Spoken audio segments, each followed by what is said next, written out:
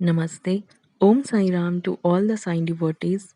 Today I am going to narrate the chapter number 26 of Holy Book Shri Sai Satcharitra, The Wonderful Life and Teachings of Sai Baba.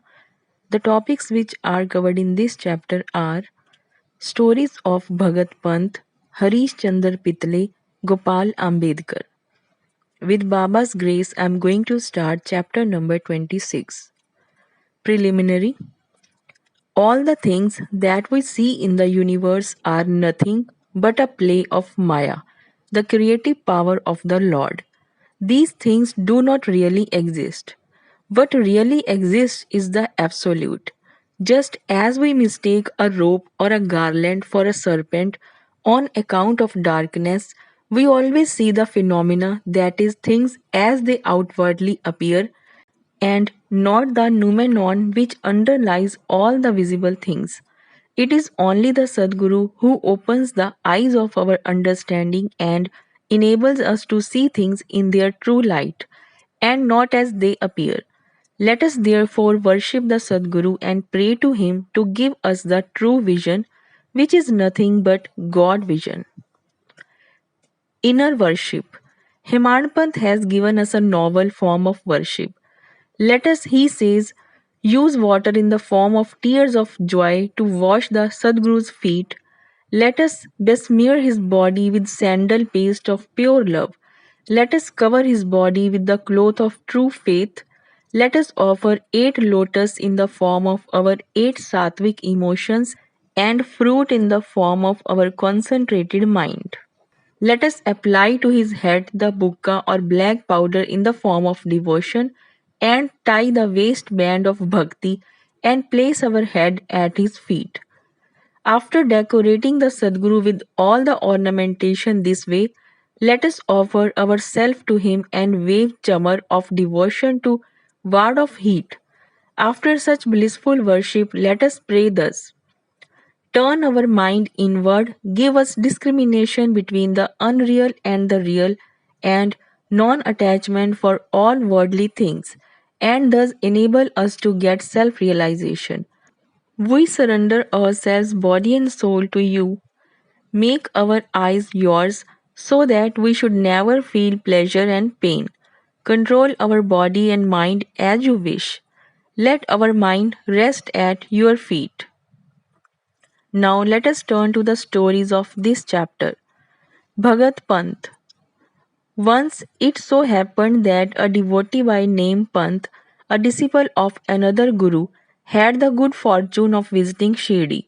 He had no mind to go to Shirdi, but man proposes one way and God disposes the other. He was travelling in a BB and CI railway train where he met many friends bound for Shirdi. They all asked him to accompany them, and he could not say no. They alighted at Mumbai while Pant got down at Virar. There he took the permission of his guru for the Shirdi trip, and after arranging for the expenses, left with the party for Shirdi. They all reached the place in the morning and went to the masjid at about 11 a.m. On seeing the concourse of the devotees assembled for Baba's worship, they were all pleased, but Pant suddenly got a fit and fell senseless.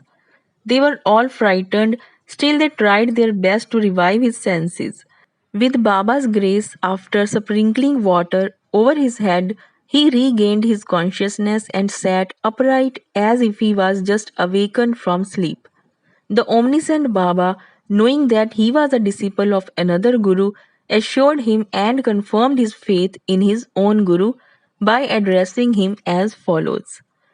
Come what may, leave not but stick to your own bolster, and ever remain steady with him. Pant at once knew the significance of this remark, and thus he was reminded of his Guru. This kindness of Baba he never forgot in his life. Harish Chandra Pitle. There was a gentleman by name Harish Chandra Pitle in Mumbai. He had a son who suffered from epilepsy. He tried many allopathic and Ayurvedic physicians, but there was no cure. There remained only one way of remedy, viz., resorting to the saints. It has been stated in chapter 15th that Das Ganu, by his inimitable and splendid kirtans, spread the fame of Sai Baba in the Mumbai presidency. Mr. Pitle heard some of these kirtans in 1910 and learned from the kirtans and others that Baba, with his touch and mere glance, cured many incurable diseases. Then a desire arose in his mind to see Sai Baba. Making all preparations and taking offerings and fruit baskets, Mr. Pitle came to Shirdi with wife and children. He then went to the masjid with them, prostrated before Baba, and placed his sick son at Baba's feet. No sooner did Baba see the child than an untoward thing happened. The son immediately revolved his eyes and fell down senseless. His mouth began to throw foam and his whole body began to perspire profusely, and it seemed as if he was breathing his last. Seeing this, the parents became very nervous and upset. The boy used to get such fits very often, but this fit seemed to persist long. Tears began to flow ceaselessly from the mother's eyes, and she began to wail that her condition was like that of a person who, being afraid of the robbers, ran into a house which collapsed on him, or like a cow fearing a tiger, ran into the hands of a butcher, or like a traveler who, being tormented by the heat of the sun, went to take refuge under a tree which fell upon him, or like a devout person going for a worship into the temple which collapsed upon him.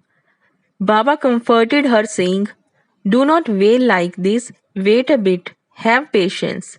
Take the boy to your lodgings, he will come to his senses within half an hour." They did as directed by Baba and found that his words came true.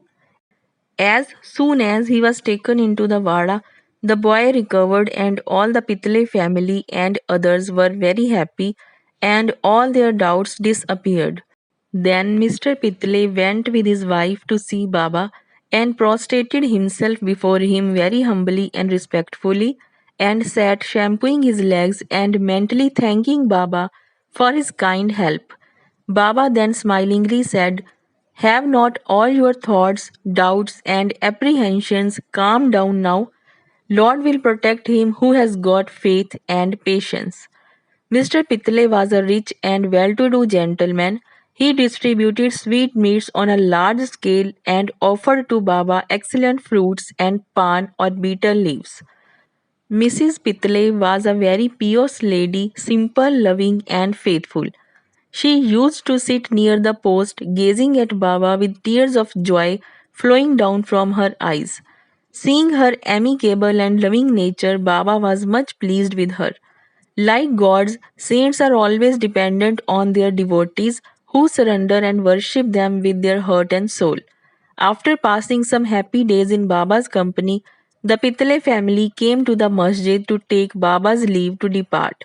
Baba gave them udi and blessings and called Mr. Pitale close to him and said, "Bapu, I had given you rupees 2 before, now I give you rupees 3. Keep these in your shrine for worship and you will be benefited." Mr. Pitale accepted these as prasad, prostrated himself again before Baba, and prayed for his blessings. A thought arose in his mind that, as this was his first visit to Shirdi, he could not understand what Baba meant. When he said that he had given rupees 2 previously, he was curious to have this mystery solved, but Baba kept silent. When Mr. Pitale returned to Mumbai, he narrated to his old mother all that had happened at Shirdi and the mystery about Baba's giving him rupees 2 earlier. The mother also did not understand the mystery, but thinking seriously about this, she was reminded of an old incident which solved the mystery. She said to her son, "As you now went to Sai Baba with your son, so had your father done when he took you to Akkalkot for the darshan of the Maharaj there many years ago. That Maharaj was also a Siddh, perfect yogi, omniscient and gracious. Your father was devout and his worship was accepted. He then gave your father rupees 2 for being kept in the shrine and worshipped. Your father worshipped them till his death, But thereafter the worship was neglected and the rupees were lost. After some years, the memory of these 2 rupees also disappeared, and now, as you are very fortunate, the Akkalkot Maharaj has appeared to you in the form of Sai Baba just to remind you of your duties and worship to ward off all dangers. Now beware henceforth, leave all doubts and bad thoughts, follow your ancestors, and go on worshipping the family gods and the rupee, and take pride in the blessing of the saints. Sai Samarth has kindly revived the spirit of bhakti in you. Cultivate it to your benefit. Hearing the remarks of the mother, Mr. Pitle was very much delighted. He came to know and was convinced about the all pervasiveness of Baba and the significance of his darshan. Then onwards, he became very careful about his conduct. Mr. Ambedkar. Mr. Gopal Narayan Ambedkar of Pune was a devotee of Baba. He served for 10 years in the Abkari department in the Thana district and in Jawahar state, from where he had to retire. He tried to get some other job but he did not succeed.